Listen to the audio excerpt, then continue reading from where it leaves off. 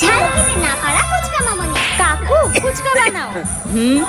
কিন্তু কাকু আমার ফুচকার মধ্যে কিন্তু একদম ঝাল দেবে না, আমি একদম ঝাল খেতে পারি না, ঠিক আছে? দাও। এই নিন। হ্যাঁ কাকু ঝাল দেবে না কিন্তু, হ্যাঁ দাও। এই নিন। দাও।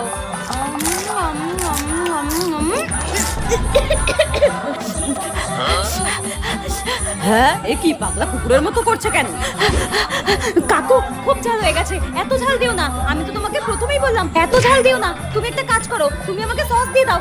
দিচ্ছি দিচ্ছি, শুধু আলু নুন দিয়ে দিলাম তাই নাকি ঝাল লেগে গেল। এই নিন। এবার একটু শান্তি পেলাম, যা ঝাল লেগে গিয়েছিল পুরো স্বর্গ স্বাদ।